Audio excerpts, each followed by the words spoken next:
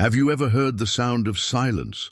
Not that ordinary silence, full of peace, but the kind of silence that seems to breathe, move, and observe. There's a house, lost in the middle of a forgotten street, where they say that silence never stopped. It was as if the walls whispered, as if the ground groaned, and on certain nights passers-by swore they heard the dry sound of something rattling. Bones, perhaps. Stay with me until the end, because what you're about to discover might surprise you, and perhaps make you look differently at that empty house at the end of your street. His name was Arthur Mendel, an educated, respected man, a lover of anatomy and things that no longer move. To his neighbors, a reclusive professor, a man of calm speech and measured steps. But inside his house, time stood still. The clock didn't tick, the wind didn't enter, and the only constant sound was the metallic clinking that came from the basement. A rhythmic, almost hypnotic sound, the sound of bones, being cleaned, measured and stored with surgical precision. What would you do if you discovered that the quietest man on your street spent his nights collecting the remains of people who had disappeared nearby? This is the story of the bone collector, a man who transformed silence into companionship and death into art. For years, no one suspected a thing. The house was secluded, surrounded by ancient trees, and the rusty iron gate seemed to guard more than just a simple backyard. Sometimes, someone would say they saw lights on in the early morning, shadows moving by the windows, figures that seemed to look from the inside out. But who would dare question such a righteous man? So normal. The first rumors began after a strange disappearance. A young seamstress who never arrived at work, then a delivery man who didn't return home. The searches yielded nothing. No clues, no sounds, just the same dense silence that enveloped that house. A silence that seemed alive. Have you ever experienced that? That feeling that something is watching you, even when you're alone? That's exactly how the locals described the air around Arthur Mendel's house, as if the wind itself was afraid to cross the gate. But what no one knew was that silence concealed voices, imprisoned voices, memories frozen in carefully stacked bones, each piece a memory, each fragment an interrupted story. And he heard them, or at least he believed he heard them. In records from that time, Arthur appears in old photographs, always with empty eyes, his hands covered by leather gloves, and a small smile that never reached his gaze. Some say he suffered from auditory hallucinations. Others believe there was something more, something that inhabited the house along with him. What was he doing down there, night after night? Why did the sound never stop? And most importantly, how many people had to disappear before someone realized that the silence of that house was, in fact, a cry for help? The case of Arthur Mendel has become one of the darkest and least known stories among the real crime files. A mystery buried in time, where each detail seems like a missing piece of a macabre puzzle. Stay with me until the end, because in the next few minutes you're going to discover the true meaning of silence and understand why, in that house, it never stopped. Have you ever wondered what might be hiding behind the closed windows of a seemingly perfect town? Those small communities where everyone knows each other by name, where the sound of church bells marks the rhythm of the days, and children still run fearlessly through the dirt streets. Well, it was in a place like that that terror found its home. Stay with me until the end, because what you're about to discover might change the way you see the silence of a small town. It was the beginning of the 1920s. In the interior of the United States, surrounded by damp hills and fog-covered fields, there was a town called Dunwich Hollow, a place that seemed frozen in time. Its streets were lined with old wooden houses, all with well-kept gardens and white fences that, at first glance, conveyed peace. But there was something in that air, a kind of rehearsed calm, as if each resident knew something they preferred not to say. Dunwich was the kind of town where strangers were quickly forgotten, where rumors vanished faster than they arrived. And perhaps that was why no one dared ask about the house at the end of the main street, the same house that every night seemed to breathe along with the wind, a house that decades later would become known as the home of Arthur Mendel, the man whom history has nicknamed the Bone Collector. During the day, life went on as normal. Shops opened their doors, the priest made his visits, and newspapers announced weddings, fairs, and Sunday masses. But at night, the city changed. The lights went out too early, the windows were locked, and anyone needing to cross the street, where Arthur's house was located, quickened their pace, avoiding even looking at that twisted iron gate. They said the sound of rattling bones came from there. Others claimed it was just the wind, but the wind doesn't usually follow such a human rhythm. Have you ever experienced this? That feeling that something is wrong, but nobody wants to talk about it? In Dunwich, silence was the official language. The residents learned not to comment on people who disappeared. First, it was a traveller who never reached the next town. Then, a widow who went to visit the cemetery and never returned. The sheriff said they were coincidences, that the road was dangerous, but too many coincidences eventually become a pattern. Even so, no one wanted to believe that evil lived so close. Arthur Mendel was discreet, polite, and even helped with church campaigns. Some called him eccentric for spending so much time alone at home. Others described him as a tormented but harmless man. No one imagined what lay behind that facade of normality, especially since in Dunwich Hollow, pretending was a way to survive. Over time, the city grew accustomed to the inexplicable. Fear was swept under the rug of routine until everything became commonplace. Children grew up hearing stories about the man in the basement, but adults laughed as if they were just tales to frighten the little ones. The problem is that sometimes the most terrifying stories are those born from forgotten truths. And while the rest of the world moved on, Dunwich stood still, trapped between the past and a secret everyone pretended didn't exist. The smell of damp earth, the distant sound of the train, and the echo of solitary footsteps in the deserted streets mingled with that constant feeling that someone, somewhere, was still watching everything. What really happened in Dunwich Hollow? How could an entire town live with so much silence without ever asking questions? And most disturbingly, why? Even after so many years, are there still those who claim to hear the sound of bones echoing when the fog descends on the hills? Stay with me, because now the story begins to unfold, and you'll understand why this city preferred not to know. Would you trust a man who seemed to know too much about death? Someone who spoke calmly, looked you in the eye, and always had a slight smile on his face, that kind of smile that conveys security, until you realize there's something wrong with him? Stay with me until the end, because what you're about to discover could completely change the way you see the people around you. His name was Arthur Mendel. For many, he was simply the teacher, a man of elegant manners, a low voice and precise gestures. He always wore the same grey suit jacket and a hat that hid most of his face. He had a habit of greeting all the neighbours with a nod and a polite phrase. "The human body is a perfect machine, don't you think?" Almost no one paid much attention to it. After all, he was a science teacher at the small school in Dunwich Hollow. But for those who knew him closely, there was something in the way he said perfect, an obsession disguised as admiration. Arthur was a solitary man. He lived alone in an old house he had inherited from his parents, with high windows and a basement that he kept locked.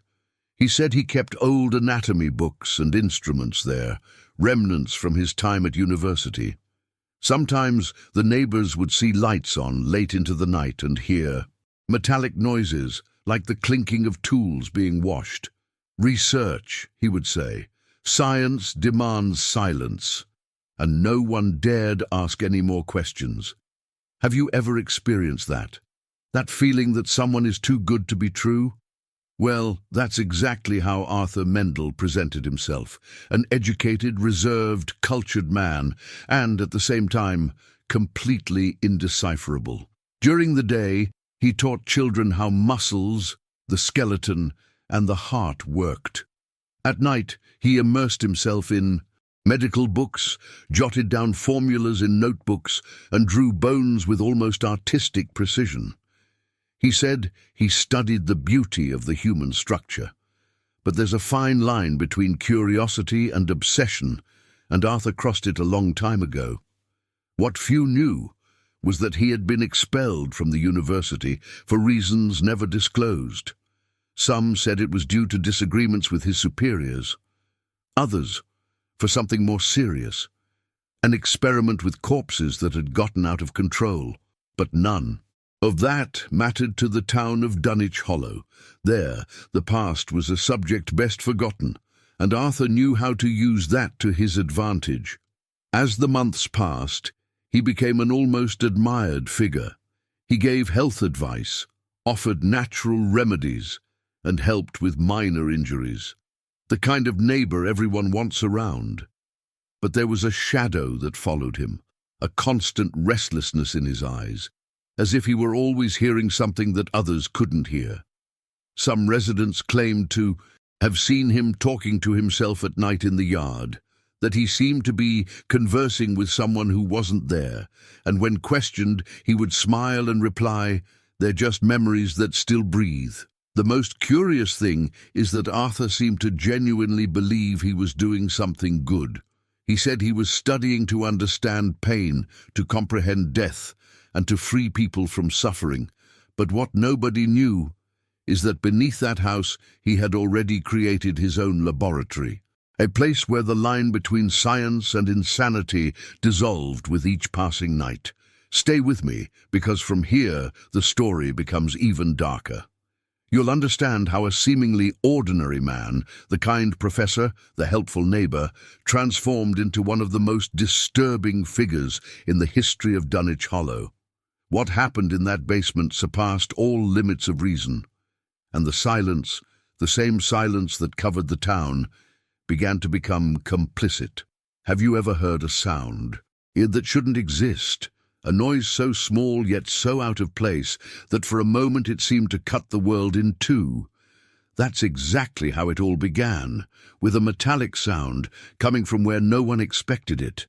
Stay with me until the end, because what you're about to discover might make you think twice before falling asleep in absolute silence. It was a cold night in Dunwich Hollow. It was one of those days when the wind seemed to carry whispers. The streets were empty, the lit streetlights flickered in the mist, and the sound of footsteps dissolved into the damp ground. Everyone was asleep, everyone except Mr. Ellison, the neighbor next door. He got up to get a glass of water when he heard the first noise, a metallic, dry, rhythmic sound. It sounded like a tool striking something hard. 3 taps, pause, then 2 more, as if someone were working in the dark. He tried to ignore it. He thought it was the plumbing, the wind, anything that didn't require too much thought. But then he heard it. Again, and this time the sound was accompanied by another, a slow dragging, a low crackling, as if something were being pulled from the floor. Have you ever experienced that? That feeling that something is happening right next to you but you pretend not to notice?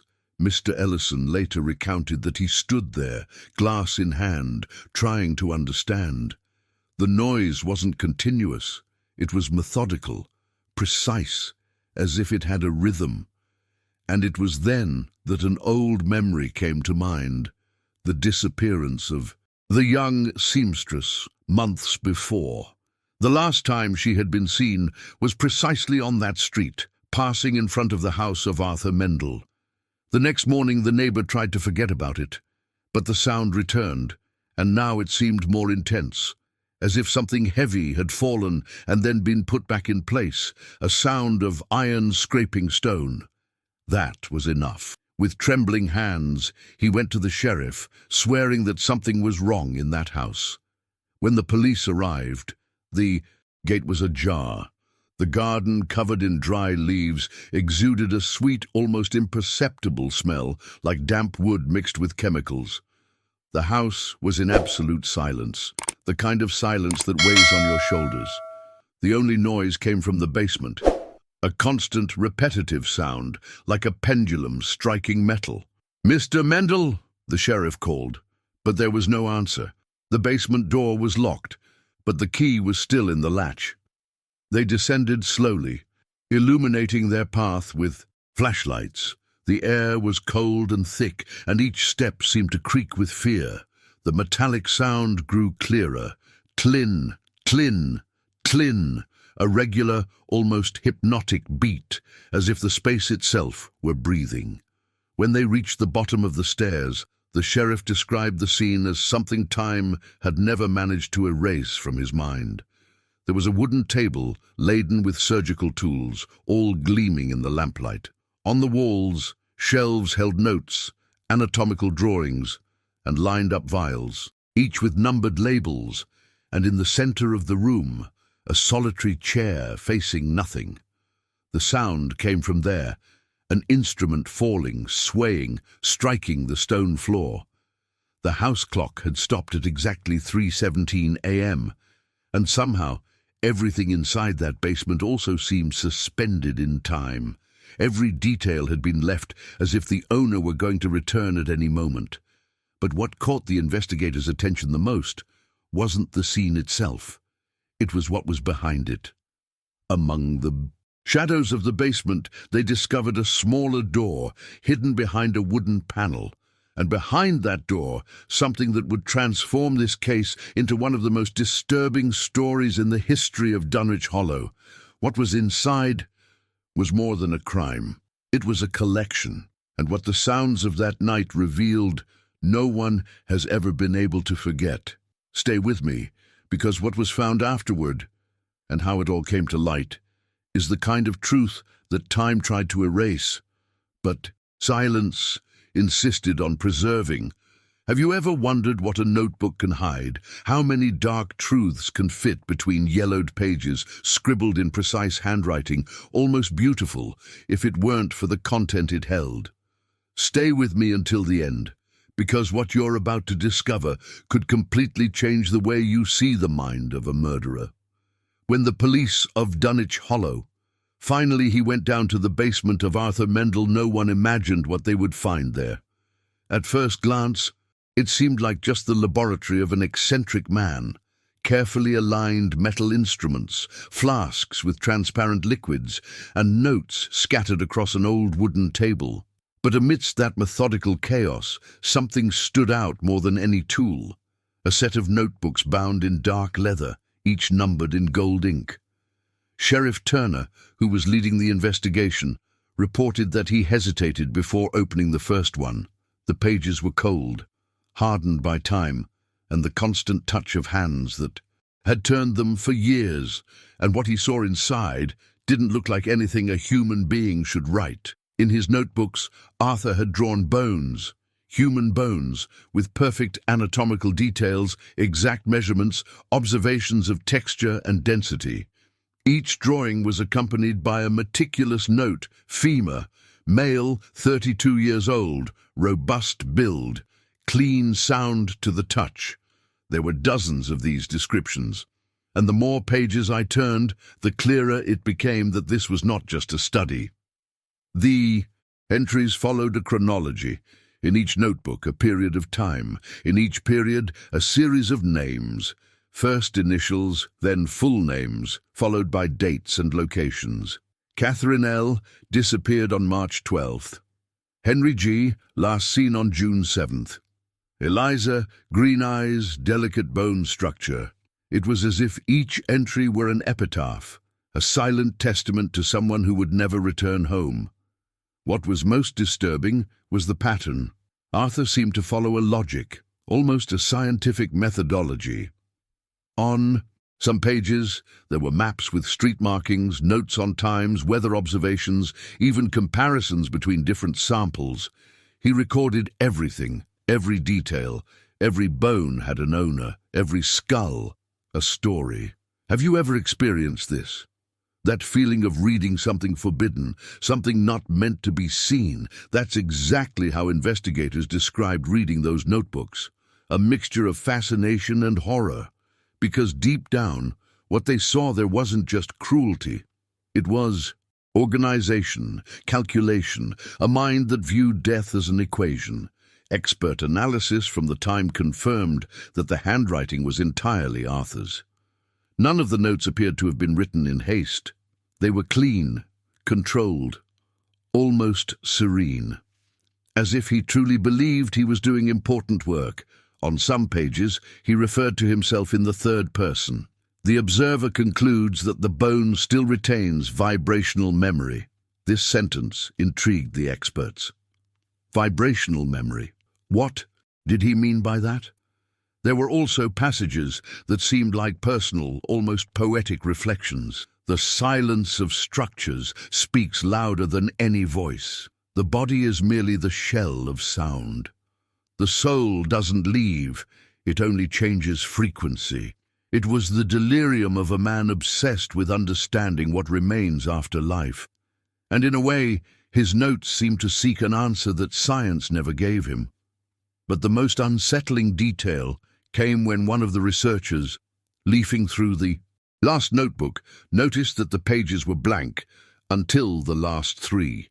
On them, there was only one name, a recent name, and a date that had not yet arrived. The investigation about Arthur Mendel, the bone collector, had just taken an even darker turn. The notebooks revealed not only what he had done, but perhaps also what he still intended to do. Stay with me, because what came next, the discoveries, the testimonies, and the fate of those notebooks, revealed a truth that the town of Dunwich Hollow tried to bury forever. Do you believe that evil can remain trapped in a place even after everything has been destroyed? That there are stories that don't end when the last brick falls, because what remains are not just memories.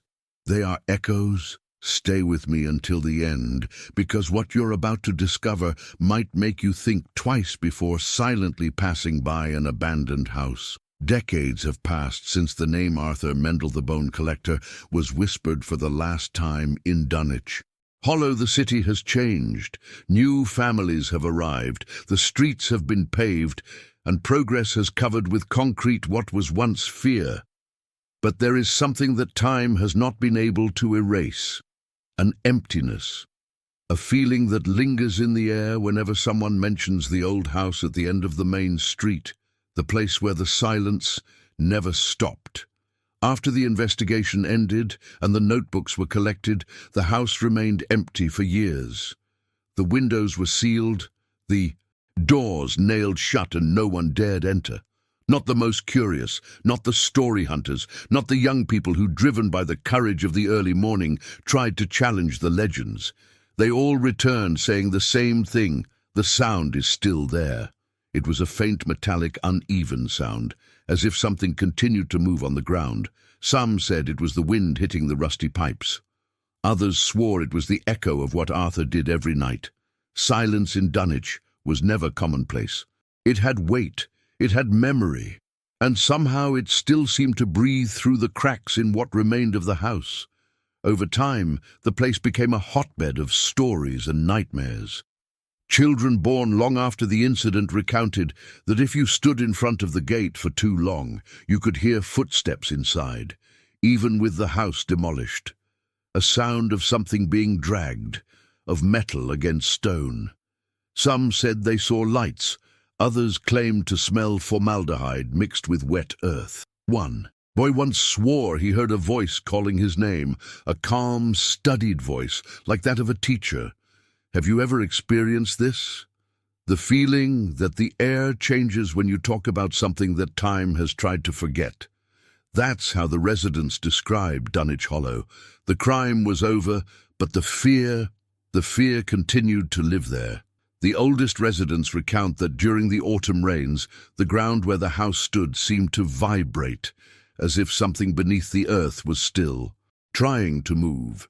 And when the wind blew stronger, some people claimed to hear the sound of bones, the same sound that betrayed Arthur years before. a dry beat, a precise rhythm, as if the past were trying to remind the city that it was still there, buried under the ashes.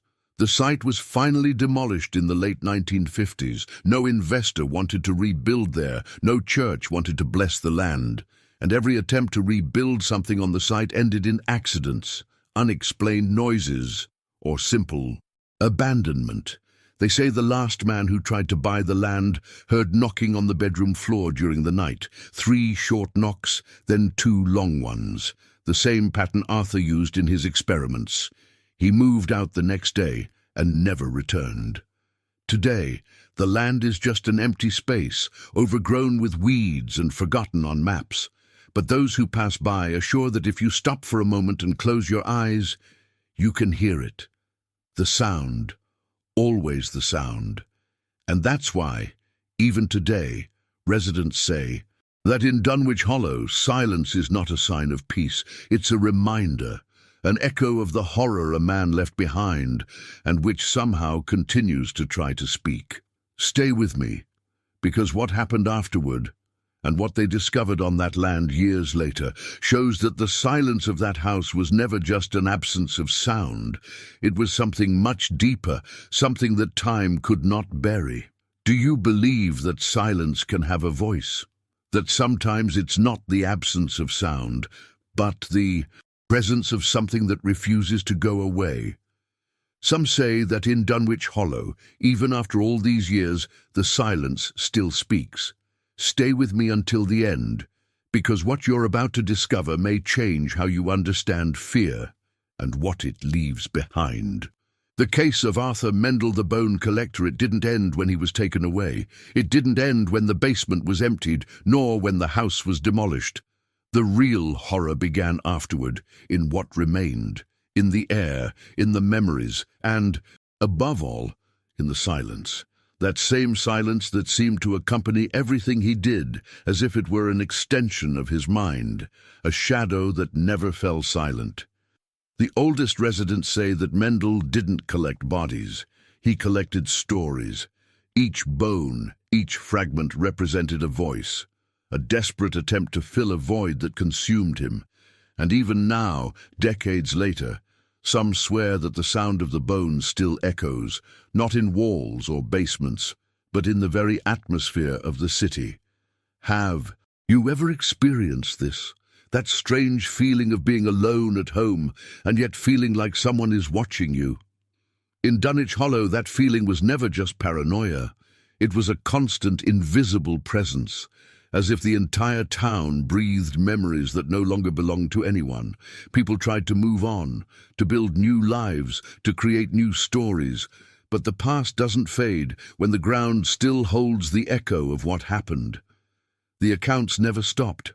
A postman who, while crossing the street where the house was located, heard the sound of footsteps behind him, even though he was alone. A group of young people who, while trying to record a video in the area, captured voices whispering old names, names that coincided with those of the victims noted in Mendel's notebooks. Coincidence? Perhaps. But the silence that followed these recordings was described as something almost physical, suffocating, too heavy to be just the sound of the wind. There's something about that silence that no one can explain. It's not empty, it pulsates, and the more people try to ignore it, the more it manifests itself. Some scholars even visited the place years later, searching for scientific answers: sound vibrations, acoustic phenomena, magnetic interference. Nothing was proven, but one of the researchers wrote a curious sentence in his report. "The silence here seems to observe. Stay with me, because what comes next is the most disturbing." There is a theory among the few who still study the case of Arthur Mendel, a hypothesis that goes beyond science and touches on something deeper, almost spiritual. They believe that Mendel never sought victims. He sought voices, human echoes, fragments of life that could fill the silence that tormented him. And that somehow this same silence continues to exist, feeding on the memory that the city insists on not forgetting. Some call it a curse, others justice. But the fact is that Dunwich Hollow was never the same again, even with the passing of generations, even with new constructions and progress. Nobody lives near that plot of land. Children grow up hearing stories about the man who talked to bones, and adults, even without admitting it, avoid pronouncing his name aloud. It's as if each syllable carries too much weight, as if the invisible walls of the city can still hear it. And perhaps that is why, to this day, the silence in that city has never ceased. If this story gave you chills, leave a like and comment on which city you're watching from. And if you want more dark and forgotten cases like this one, subscribe, because the next one might be even more disturbing. Perhaps the strangest thing is realizing that the case of Arthur Mendel, however distant it may seem, still awakens something within us. A kind of silent discomfort, as if this story touches a part of the soul that prefers not to be remembered. The part that understands the weight of emptiness, the sound of loneliness, the fear of what remains when everything else disappears. Stay with me, because the silence of this story is more than an echo of the past. It is a mirror. And that's why I want to ask you, how do you feel when you hear all this? Do you believe that certain places hold memories? That evil in some way refuses to leave? Leave a comment below about what touched you the most, what this story awakened in you. I read every comment, and believe me, it's in your words that this channel finds life. It's there that the silence of these narratives transforms into conversation, into connection. If this story resonated with you, gave you goosebumps, or made you think about what might exist between sound and silence, then leave a like. It may seem simple, but when you like something, the algorithm understands that this type of content matters, and it shows it to more people who, like you, are looking for dark, emotional, and true stories. Your gesture helps keep this community alive, a community that grows with each new story told here. And of course, if you're not already a part of it, subscribe to the channel, because what comes next continues this journey into the unknown, stories lost in time, forgotten voices, secrets buried under layers of silence. Your subscription isn't just a click, it's a way of saying you want to keep listening, that you want to continue this investigation into the shadows of humanity. Your participation here is what makes all of this worthwhile. It's what gives meaning to every word, to every story told. Because in the end, we're not just talking about crimes or mysteries, we're talking about human fragility, about what fear reveals and silence hides. Stay with me, because what comes next will delve even deeper into the echo of this story. And perhaps this time, the silence will speak louder than ever. Have you ever wondered what truly exists inside a house where no one else enters, where time seems to have stood still and the wind avoids blowing? For years, that gate remained closed, rusty, covered in ivy that grew without permission, as if nature itself were trying to hide what lay behind it. The residents of Dunwich Hollow, they said that, even on calm nights, the sound of bones clinking could be heard inside. A soft, almost measured sound, as if it had rhythm and intention. The owner of that house was called Arthur Mendel, a name that for many died with him. But on cold nights, when the fog covers the hills and the silence weighs heavily, the world still knows him by another name, the Bone Collector. They say he didn't talk much, that he was a reclusive, disciplined man, and that every move he made seemed calculated. Arthur walked through the city with the same distant gaze as someone observing the world from the outside, as if everything around him was just part of a larger experiment, and he, the only one who knew the formula. But what no one knew was that, when the lights went out, something inside that house awakened. The noise came from the basement, a metallic, rhythmic sound that mingled with the wind and disappeared when someone tried to approach. There was something strange about that place. Birds never landed on the roof. The garden, though it seemed well kept, didn't smell of flowers. only of damp earth and something no one could name. Some said Arthur studied anatomy, that he kept animal skeletons for his research. Others swore they had seen shadows moving in the windows and figures that looked human, tall, thin, motionless. Everything seemed normal until the day the first sound was heard, the sound of something falling. Have you ever felt that? That shiver that comes when the environment around you becomes too quiet and suddenly a small noise makes your heart stop? That's how the neighbors described the first night the silence was broken. 3 dry knocks, then the clinking of metal, and then a whisper that no one could decipher. The whole city seemed to hold its breath. The gate of the house, once just old, was now a boundary between the known and the unspeakable. Arthur Mendel became a living mystery. Some called him a genius, others a madman, but no one knew that behind that serene gaze lay an obsessed mind, not just with death, but with what came after it. He believed that each body left a mark, a unique sound, a vibrational signature, as he called it. The body died, but the sound remained, and it was this sound that he collected. Now I want to delve even deeper into this subject. Imagine a mind that sees humanity as a mosaic of noises. For Arthur, each person who disappeared wasn't just a life lost, it was another note in his symphony of bones. He recorded everything: the sounds, the frequencies, the noises that only he claimed to hear. His obsession wasn't just scientific, it was spiritual.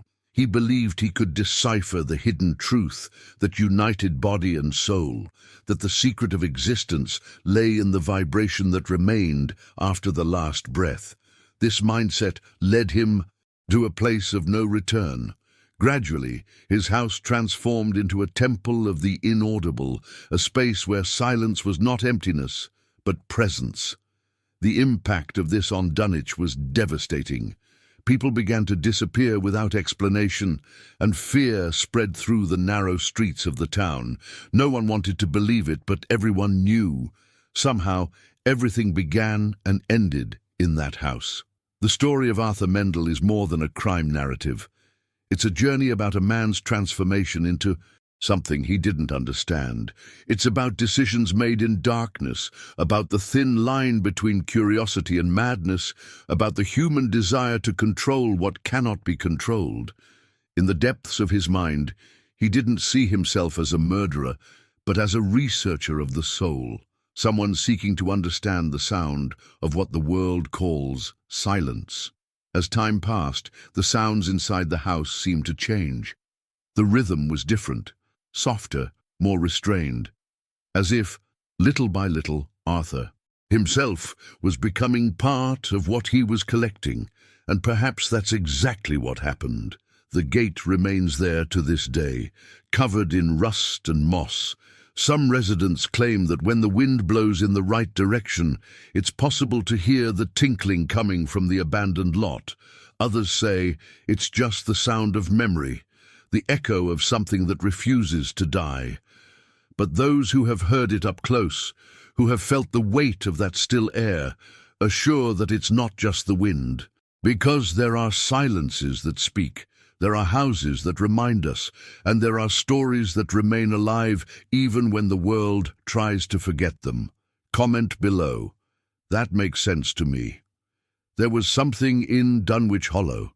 That time could not erase. A dense atmosphere, as if the very air carried memories that no one dared mention. It was the beginning of the 1920s, a time when progress was still slow, and faith in small rural communities seemed unshakable. The streets were dirt roads. The church bells marked the passing of the hours, and each resident knew the name, the face, and the secrets of the other, or at least they believed so. The problem is that, in that town, silence had another meaning. It was not synonymous with peace, but with complicity. The windows of the houses were covered by heavy curtains, as if the inhabitants were afraid to look outside for too long. There was a constant feeling that something was watching back. The mist that rose from the hills at dawn swallowed the streets and left everything opaque, blurred, like a memory the brain tries to reject. And at the center of it all, there was a house, the one where the sound of bones never stopped. Dunwich Hollow seemed like a perfect town to outsiders. Golden wheat fields stretched as far as the eye could see, and the smell of fresh bread mingled with the aroma of flowers blooming in the main square's garden. But there was a strange pattern. No one stayed out on the streets after sunset. Shops closed early, puppies were brought home, and even the sound of the wind seemed to disappear. A heavy, almost sacred silence prevailed.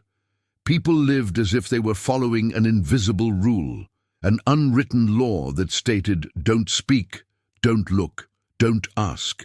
Perhaps that's why the town survived for so long without making the newspapers, without attracting curious onlookers or authorities. Things did happen there, yes, but in a restrained, discreet way, as if evil had learned to walk with its head down. That was the true hidden truth of Dunwich.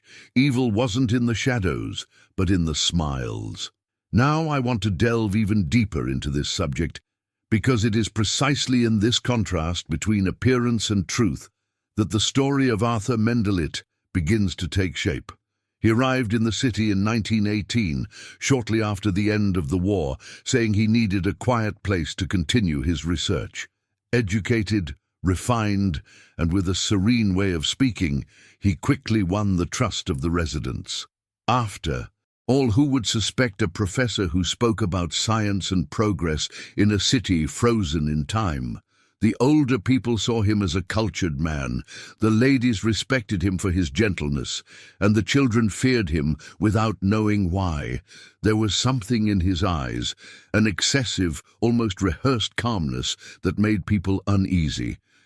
He always carried a small leather notebook, jotting things down while observing people's behavior on the street. He said he studied the physiology of human movement. No one imagined what that really meant. The curious thing is that Mendel's presence seemed to affect the rhythm of the town. Religious celebrations became less frequent, laughter in cafes became more restrained, and even the church bells, once so punctual, began to ring late. It's as if, little by little, Dunwich had lost its luster, a silent decline without apparent cause. And the most unsettling thing was that nobody talked about it. The fear there wasn't of what was seen, but of what wasn't said. Some residents claimed to hear strange sounds at night, distant hammering, slow footsteps, something being dragged. But there was always an excuse: the wind, the plumbing, the rats. Anything but the obvious. The town preferred not to know. This was the collective decision that shaped the fate of Dunwich Hollow. Pretending nothing happened became a pact, a convenient choice, and every choice has a price. The impact of this on the community was profound. Over time, distrust began to grow among neighbors. Small disappearances, a delivery man who didn't return, a young woman who vanished at dusk, a traveler who never reached his destination, were swept under the rug of oblivion. Silence served as cement between the lies. This was not just a city, it was a living organism nourished by secrets. Dunwich's mindset was simple: if we don't speak, it doesn't exist. This was the logic that kept fear under control. But silence, when nurtured for so long, transforms into something even more dangerous. It gains consciousness. It begins to weigh, to pressure, to demand payment. And it is at this point that Mendel's story ceases to be merely an individual account and begins to reflect human behavior. Because how many times do we do the same? We ignore what bothers us, we avoid facing the truth, and we end up allowing something dark to grow inside us. This kind of collective denial creates the perfect scenario for the inexplicable.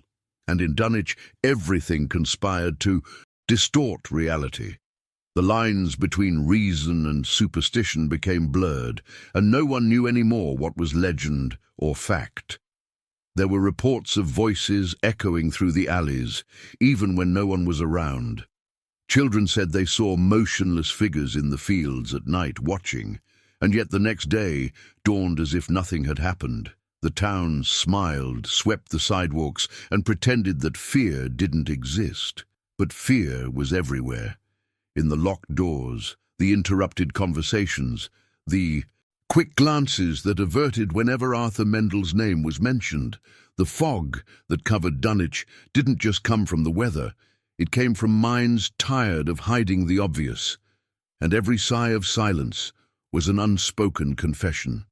Now, I want to delve even deeper into this subject, because this story isn't just about one man and his secrets.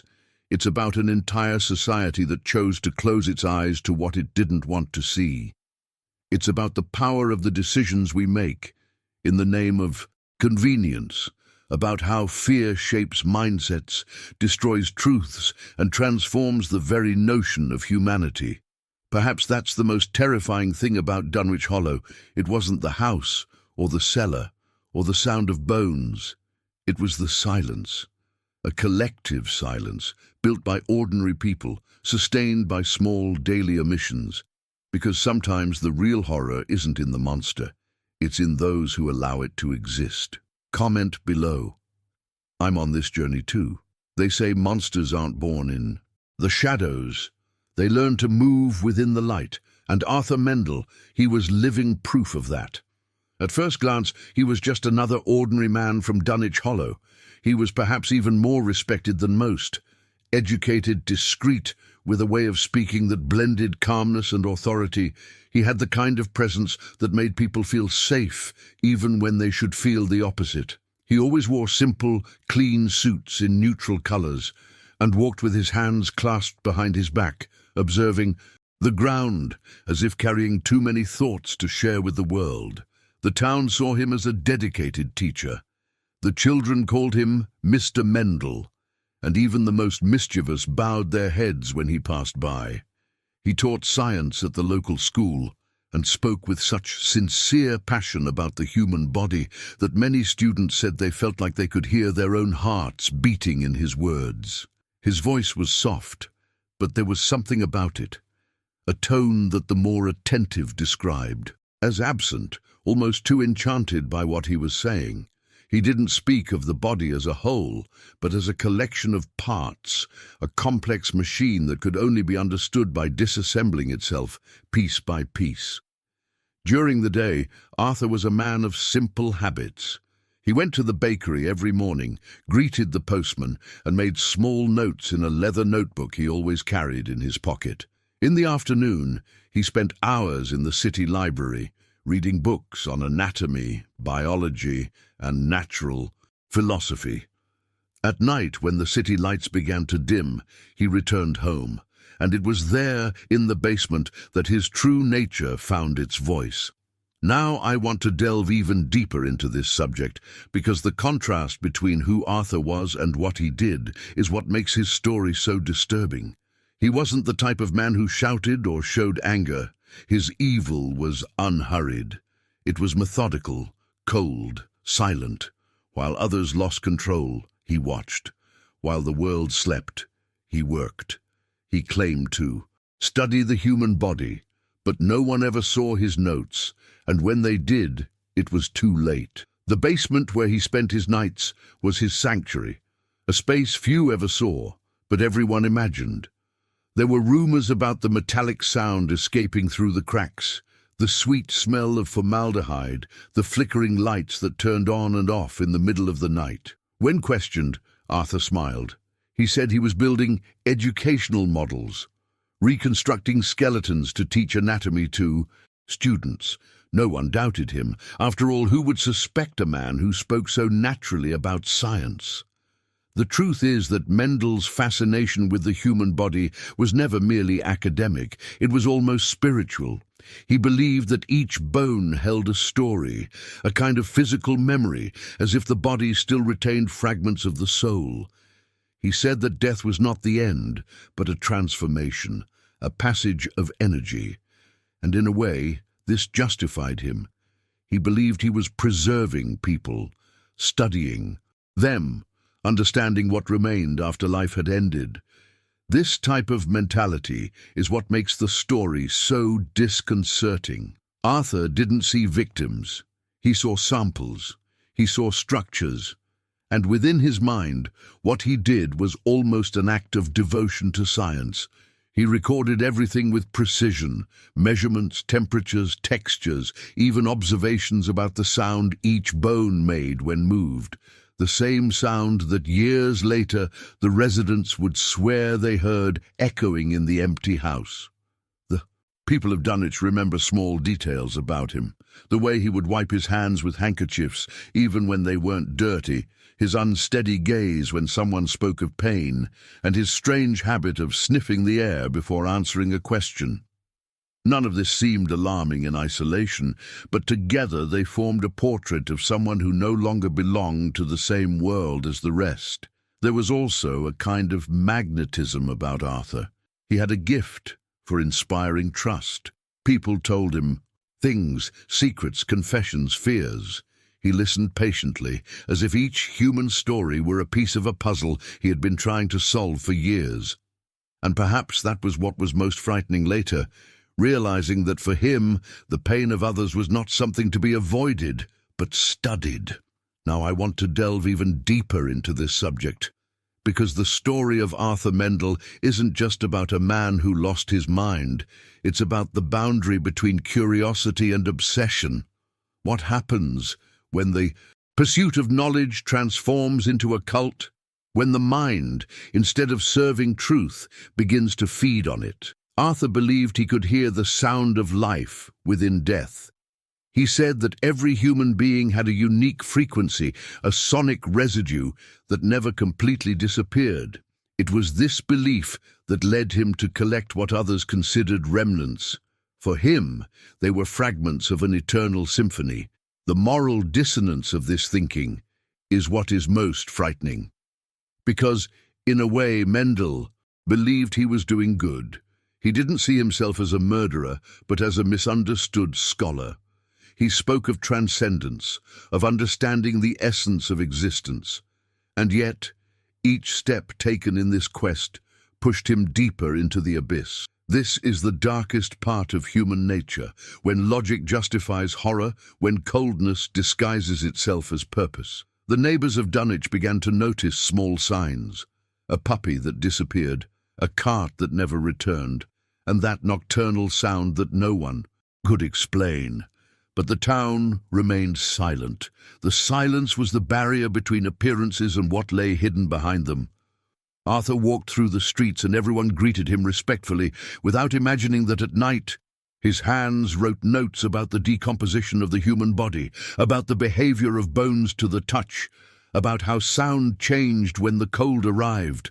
And perhaps what's most disturbing is to think that he believed all of this had a greater purpose, that he was helping the world understand the boundary between what lives and what dies, a kind of personal revelation, an inner journey into the hidden truth of the body. They say that in the weeks leading up to his capture, Arthur began to act differently.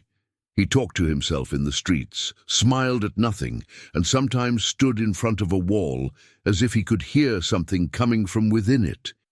It was as if silence itself had adopted him, as if there were no longer any separation between him and the sound he so desperately sought to understand. Comment below.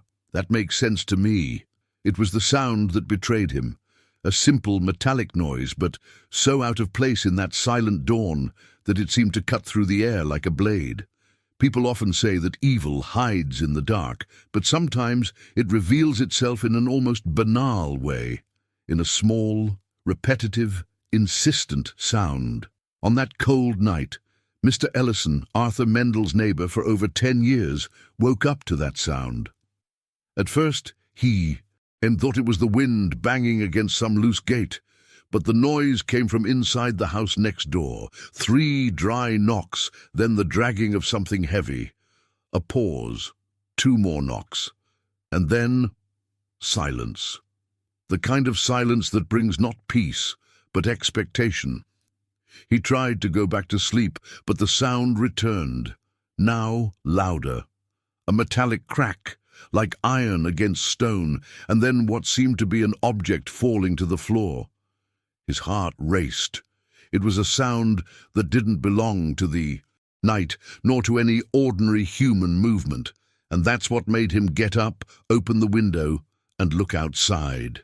The light in Arthur's house was on, but flickering, like a lamp oscillating among shadows. Mr. Ellison watched for a few minutes and noticed something even stranger. The basement curtain moved, from the inside out. From that moment on, the usual calm of the street vanished. The air became thick, heavy, and even the neighborhood dogs began to howl. That's when he decided to notify the local sheriff, even though he felt he was about to see something he could never forget. When the police arrived, the town square clock showed a little after 3 in the morning. The gate of the house was ajar, creaking slightly. The garden floor was covered with dry leaves, and the smell of dampness mingled with something sweeter, chemical, difficult to identify. Now I want to delve even deeper into this subject, because what happened next wasn't just the discovery of a crime, it was the dismantling of a collective illusion. The image of Arthur Mendel, the exemplary neighbor, crumbled with each step the police officers took toward that door. The lock was unlocked. One of the officers slowly pushed open the main entrance, and the creaking of the wood echoed through the room. Inside, the air was cold, almost still. The windows were sealed, and the smell, a mixture of dust, rust, and preservatives, grew stronger with each breath. The first thing that caught the eye was the order. Everything seemed perfectly organized. Books lined up on shelves, instruments gleaming on a table, and an armchair positioned with millimetric precision in front of an unlit fireplace. But there was something wrong with that symmetry. No paintings on the walls, no photographs, no human mementos. It was as if someone lived there who studied life without being a part of it. It was then that one of the policemen heard the sound again. The same metallic noise coming from the floor, a sound that seemed to pulse. They traced the sound to a side door. The lock was worn, with marks of constant use. When they opened it, they felt the air change. The smell of formaldehyde was almost suffocating. The staircase leading down to the basement was narrow and damp, illuminated only by the flickering light of a flashlight. Each step creaked, and the feeling was that something awaited them down there, something they already knew would be discovered. The first policeman to come down later said he would never forget the temperature of that place, cold but alive, as if the atmosphere had its own pulse. Upon reaching the bottom of the stairs, he saw the source of the sound. A metal piece oscillated slightly on a table, rhythmically tapping against a glass jar. But what surrounded them was what truly paralyzed everyone. Notebooks, hundreds of them, stacked, labeled and arranged with almost obsessive precision, each one with dates, notes, and drawings. In the center of the basement, a wooden chair with straps of aged leather. Beside it, surgical instruments, and on the shelves, rows of transparent vials, some containing liquids, others just empty. None of them had labels. The sheriff, trying to keep his voice steady, called for Mendel. No answer. Only the constant sound of metal, now echoing as a reminder that silence can also be a warning. The researchers began opening the notebooks, and what they found defied any logical explanation. Notes on the resonance of human bone, diagrams of the body with observations on vibrational frequencies, lists with names and dates. Each page seemed written calmly, as if it were part of meticulous research, but there was no indication that it was merely theory. The references were too personal, too direct. One detail, however, drew more attention than any other. On the stone wall behind the main table, something was engraved. Not a phrase, but a sequence of lines that, seen from afar, formed a kind of geometric pattern. It looked like a musical score, a piece of music made of symbols and numbers. Mendel believed that the human body held sounds, and that each person produced a unique frequency. This was the record of his madness, the code that attempted to translate life into vibrations. While the officers explored the area, the sheriff noticed a smaller door, hidden behind a cabinet. He needed strength to open it, and what was inside froze everyone's blood. It was a small compartment, with built-in shelves and labeled boxes. Inside them, personal belongings, necklaces, watches, pieces of clothing neatly folded. No sign of violence, no body, only traces, memories organized as if they were part of a collection. At that instant, the metallic sound ceased.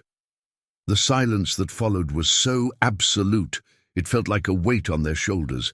It was as if the house had finally stopped breathing. And for a moment, everyone realized the same thing. This was not just the house of a lonely man. It was the temple of someone who believed he was preserving the people within the sound they left behind. Now I want to delve even deeper into this subject, because this discovery didn't just mark the end of a mystery. It marked the beginning of a revelation about human nature itself. Mendel didn't see the horror of his actions. For him, everything was part of a journey of understanding, a search for the hidden truth of existence. He believed that the body didn't die, it only changed frequency. That sound was the bridge between the visible and the invisible. And in a way, that's what makes this story so disturbing. It wasn't pure evil, but a mentality warped by obsession. The investigators left the basement in silence. None of them spoke on the way back. The sound that had given everything away still echoed in each of their heads, as if it had passed through their bodies, as if it had mingled with their own blood. Comment below. That makes sense to me.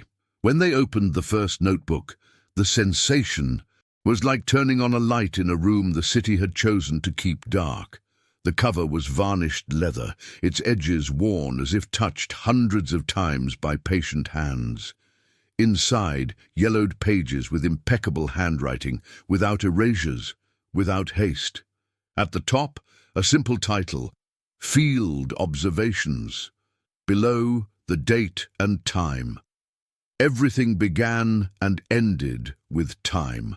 The first pages contained anatomical drawings of frightening precision, clavicles, metacarpals, the delicate curve of an occipital bone, and beside them notes that were not merely technical.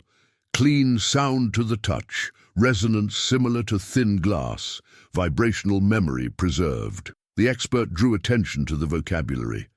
This was not the language of an amateur, nor of a bored professor. It was the intimate lexicon of someone who had transformed the human body into a musical score. And the most disturbing thing came later. Under each drawing there were names, dates, local. Each bone had an owner, each skull a story. The sheriff's team cordoned off the house as best they could, but we're talking about the 1920s. There was no yellow tape, no modern chain of custody protocols. There was criteria, yes, and there was fear.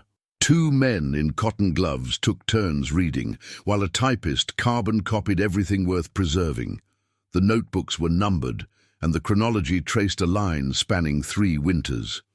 In Notebook I-4, for example, it read, Eliza M. observed at dusk, light steps, tense shoulders, watch on her left wrist, silver. Further down, a map drawn in pencil with 2 streets and an X marked between the mill and the bridge. In Notebook 6, H. Greaves, 34, tendency to limp, dominant right arm, strong jaw, deep sound when moving. Next to it, a time 3:17 a.m.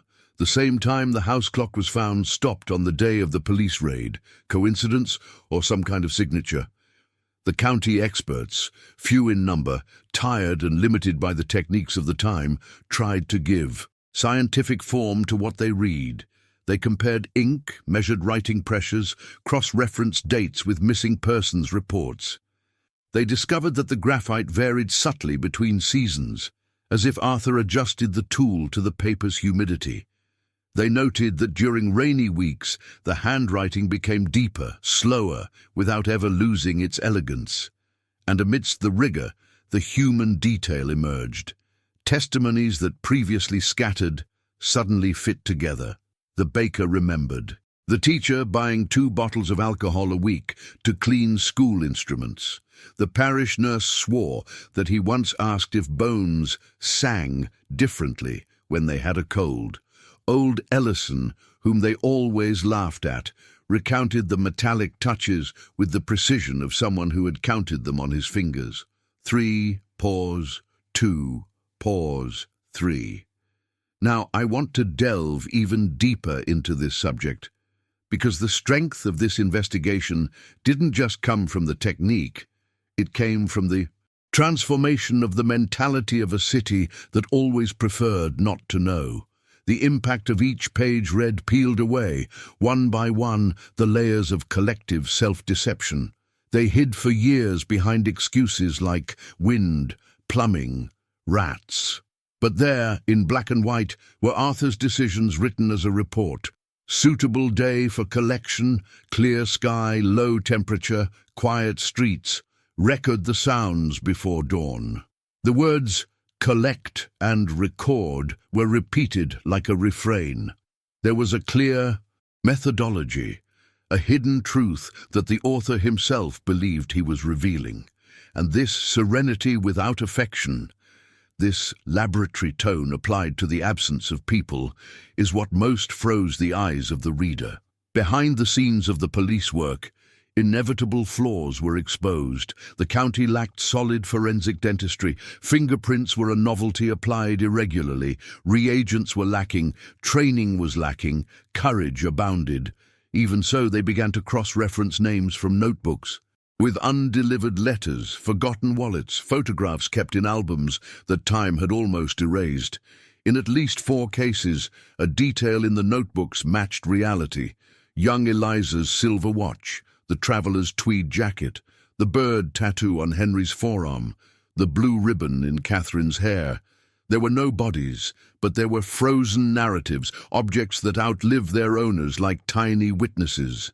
One particular passage from Notebook 8 gave the investigation an angle none of them wanted. The frequency responds to cold. When submerged in absolute silence, the return of sound is cleaner.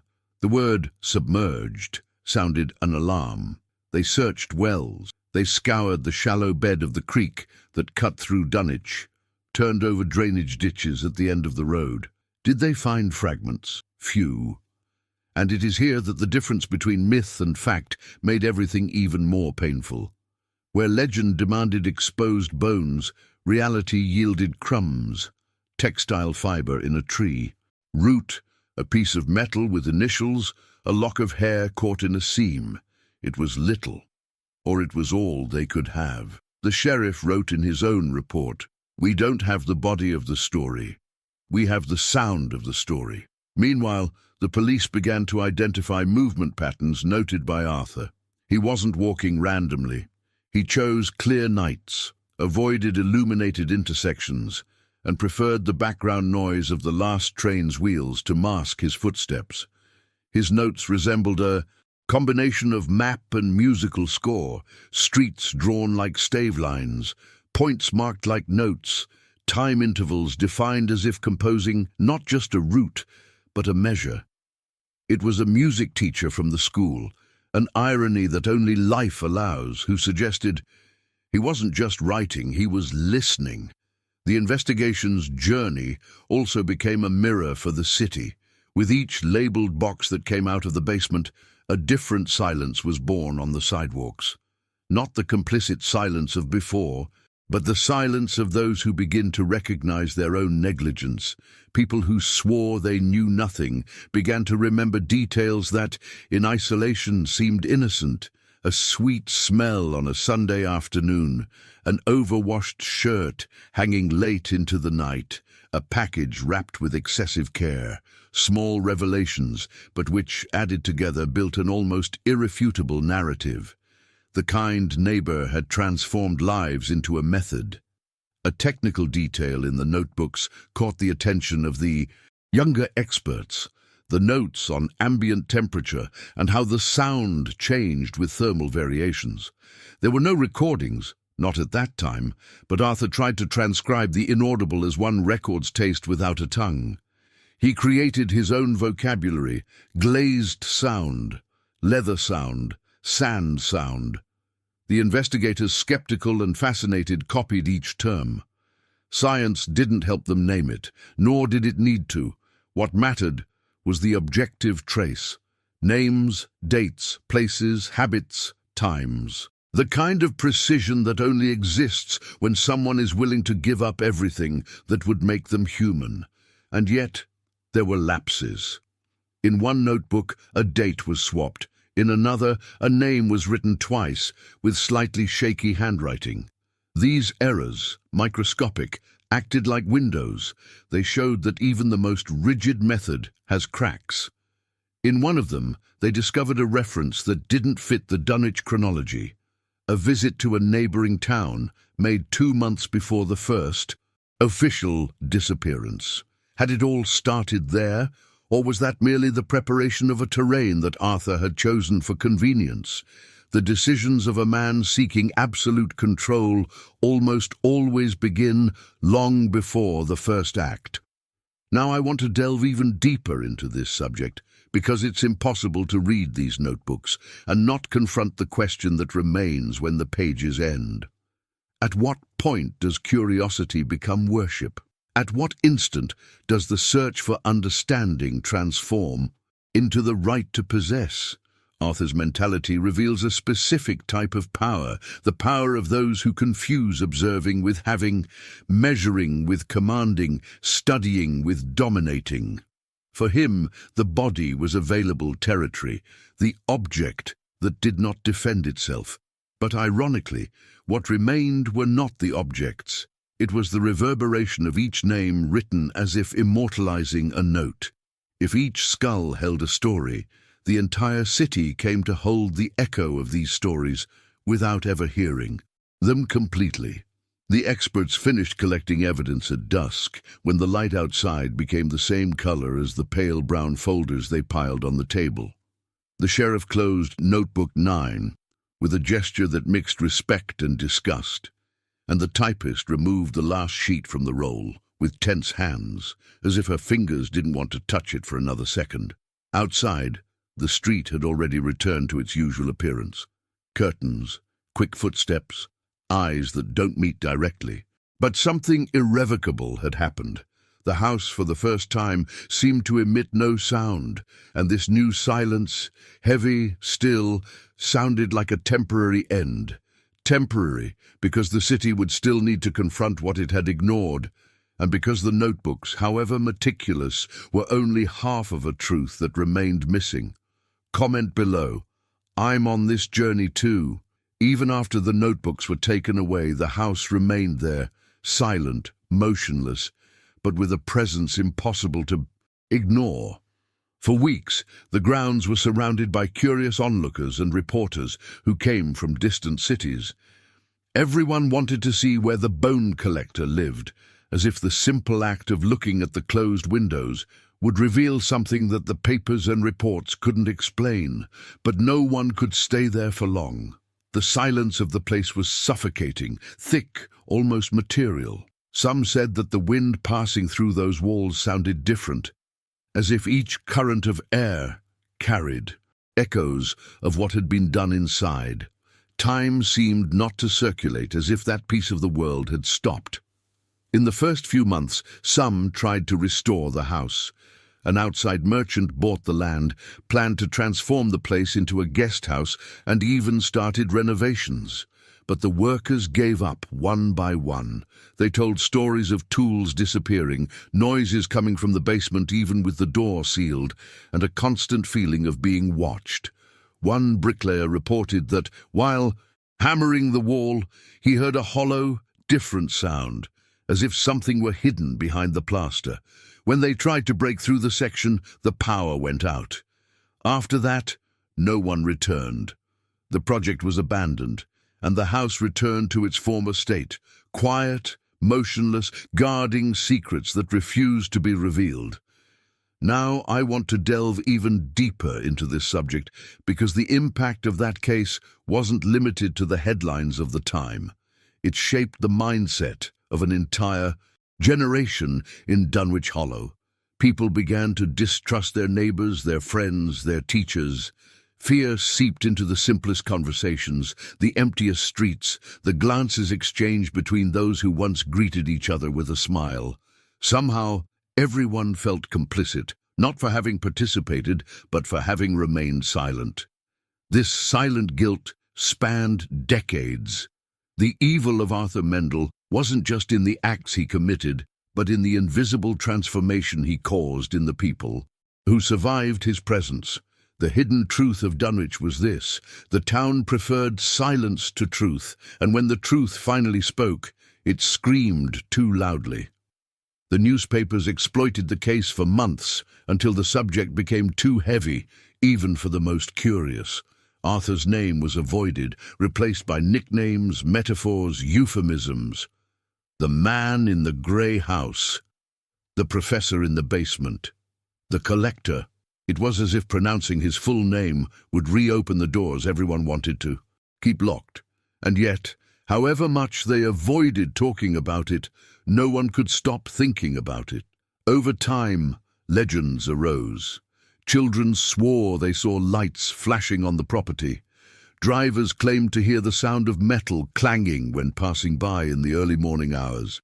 A retired police officer recounted that one night the patrol car radio spontaneously tuned into a strange frequency, a rhythmic, constant noise like knocking on a pipe.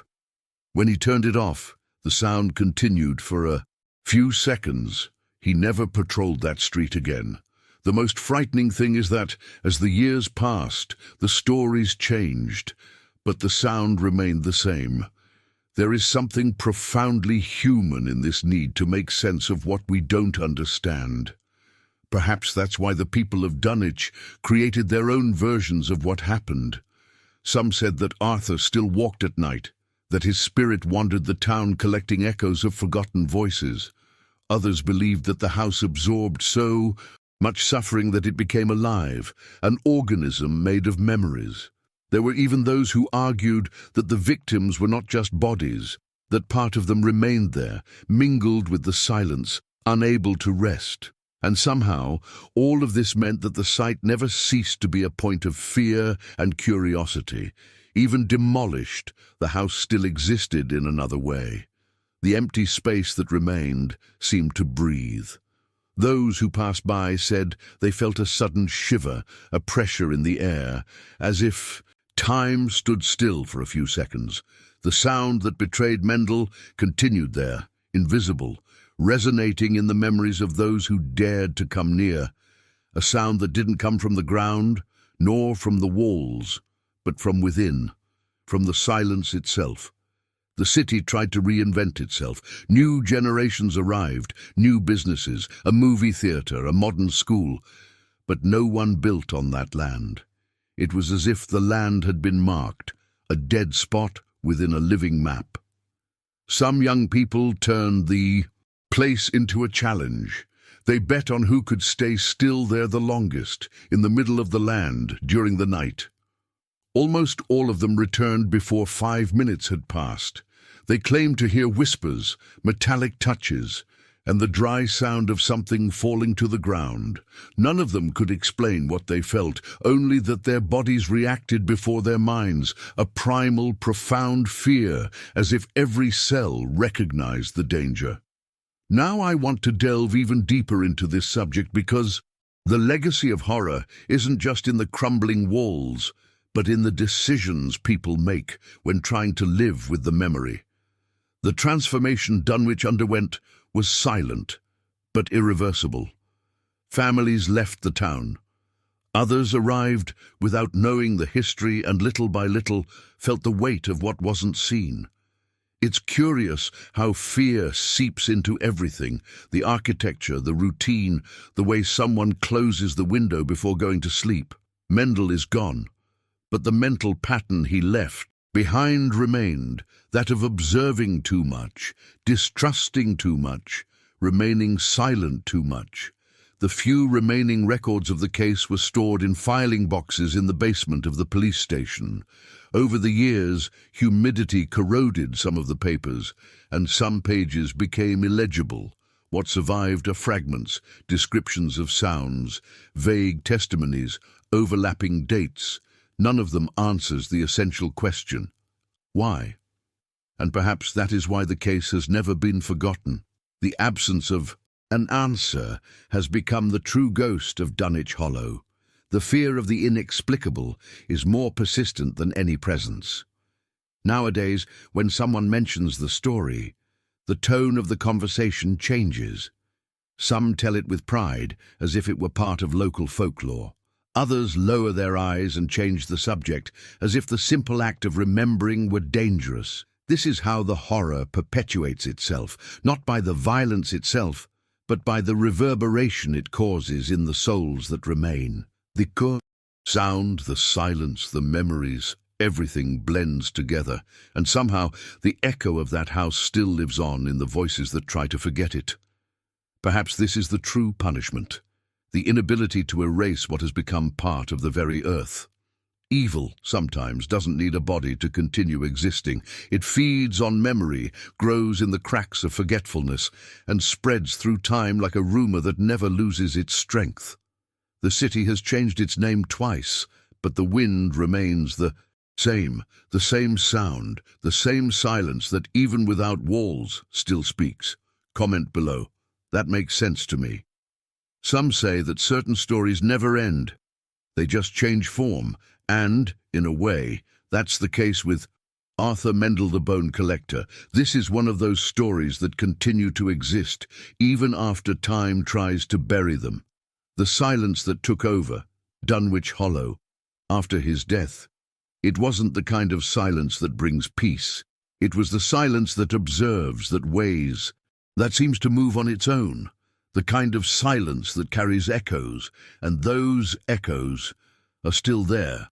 Over the decades, Mendel's name has become a whisper among the oldest residents. The younger ones grow up hearing the story, thinking it's just an urban legend, but the older ones still avoid pronouncing his name aloud. They say that just saying it changes the wind, makes the air heavier. No one can explain it, but everyone feels it. It's as if his presence never truly left, as if the city still breathes the same fear that shaped it. Some scholars call this collective memory, others prefer to believe it's a form of energy that never dissipates. But the fact is that from time to time, someone reports hearing the metallic sound coming from nowhere, a rhythmic sound, identical to what Mr. Ellison heard that morning so many years ago. And when that happens, the old feeling returns. The shiver down the spine, the instinct to look over one's shoulder, the urge to run away without knowing. From what? The past, it seems, has learned to converse with the present. Now I want to delve even deeper into this subject, because what haunts Dunwich is not just what Arthur did, but what he represented. Mendel wasn't driven by hatred, nor by pleasure. He was driven by emptiness, an emptiness so profound that it led him to believe he could fill it with sounds, with echoes of lives that no longer existed. He wasn't looking for victims. He was looking for voices, voices that could give form to the absence he carried within.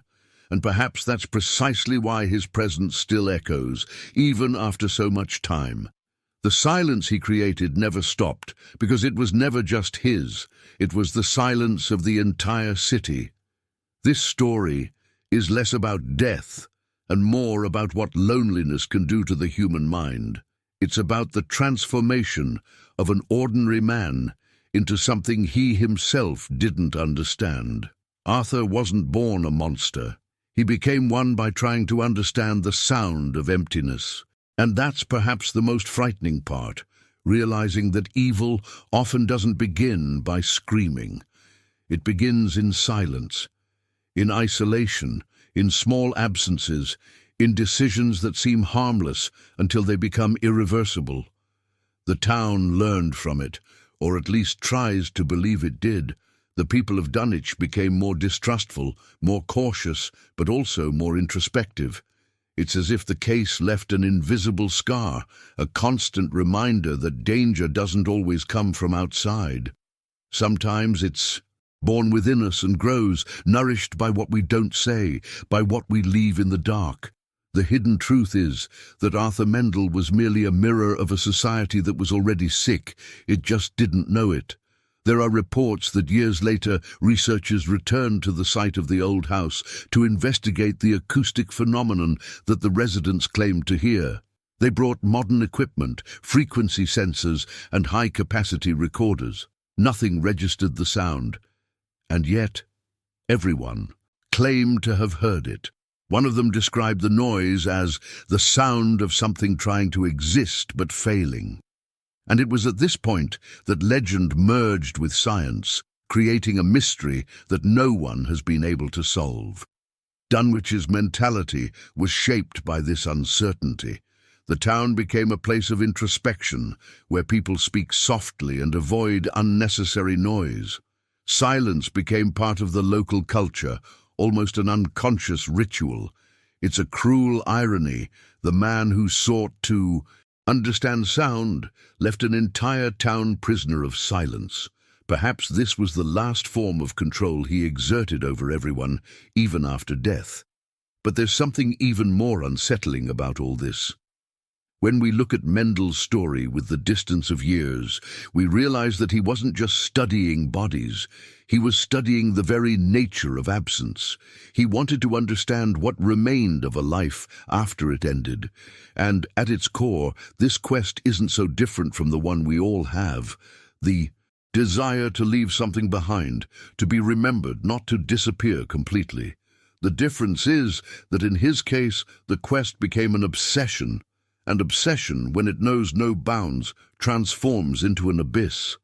The hidden truth about Arthur Mendel is that he didn't want to destroy. He wanted to understand. But curiosity, when it crosses the line of empathy, loses its humanity. He believed that every bone, every sound, every silence was a way of eternalizing what could not be kept alive. In the end, what he built was not a collection of bodies, it was a collection of absences. And that is perhaps why the silence in Dunwich never ceased. Because what he left behind was not just fear, but a collective memory of something that cannot be explained. People still avoid passing through that area. They say the night there is different, denser, as if the air had weight. Those who dare to walk there feel a kind of discomfort that is difficult to describe. Some claim to hear a distant sound, something between the clinking of metal and the scraping of bones. Others say the sound is inside their own head. But the most frightening detail is that no one hears the same noise twice. It's as if the echo chooses the listener, adapting to what they fear. Perhaps that's what makes this story so alive. It continues to transform, to change form, to cross generations. The silence of Dunwich is not the same as Mendel's, but it is an echo of it, a reminder that evil never completely disappears. It changes tone, changes face, camouflages itself in new versions of fear. And as long as there are those who remember, the sound will never cease. They say that if you go to the old site and remain in absolute silence long enough, you will hear something. Not a scream, not a voice, just a faint, distant, repetitive sound, like a clock insisting on marking an hour that has already passed. A sound that no longer belongs to time, but to memory. Comment below. That makes sense to me. If you've made it this far, you've probably felt the same shiver I feel every time I return to this story. There's something powerful about revisiting these echoes of the past, not just because of the mystery, but because of what they reveal about human nature, about the silence and fear we all carry. That's why this channel exists, to delve into these hidden truths, into the backstage of the mind and history that most prefer not to look closely at. So, if this type of storytelling captivates you, makes you think, or simply makes you feel that there's something more behind each sound, subscribe to the channel. Here, each story is a new journey, and somehow they all connect. Leave a comment so I know you stayed until the end. Write it down. I'm with you until the end. I want to see who truly endured the silence with me until the very last word. And if this video made you think, leave a like. This helps the content reach more people who, like you, are looking for stories that go beyond the obvious. There's a video over here that complements this topic. Click and continue reading there. The next story awaits you, and perhaps its silence will speak even louder.